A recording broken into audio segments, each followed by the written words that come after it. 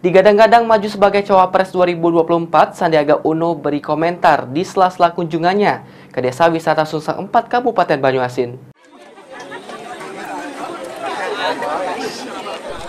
Sejak ditetapkannya Ganjar Pranowo sebagai calon presiden 2024 oleh Partai PDI Perjuangan, banyak bermunculan nama-nama tokoh politik yang digadang-gadang akan dipasangkan dengan Gubernur Jawa Tengah tersebut.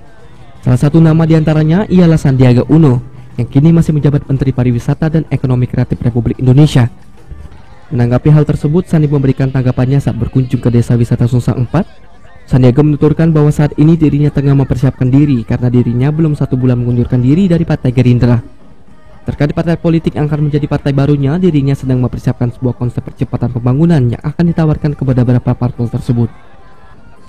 Selain itu, Sandi berterima kasih atas aspirasi yang telah disampaikan oleh masyarakat terkait dirinya akan maju sebagai cawapres.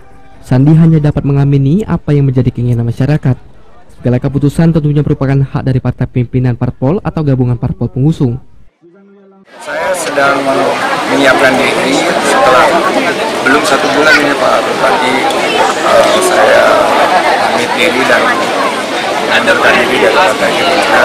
Saya lagi menyiapkan sebuah konsep percepatan pembangunan, dan ini ingin saya tawarkan kepada pimpinan partai politik sebagai bagaimana capaian dari pemerintah sekarang yang sudah dirasakan masyarakat ini bisa dipercepat, bisa ditingkatkan, sehingga nanti ke depan arah pembangunan kita ini tidak berubah lagi, tidak mundur 1-2 langkah, tapi justru apa yang menjadi harapan masyarakat itu bisa segera kita wujudkan.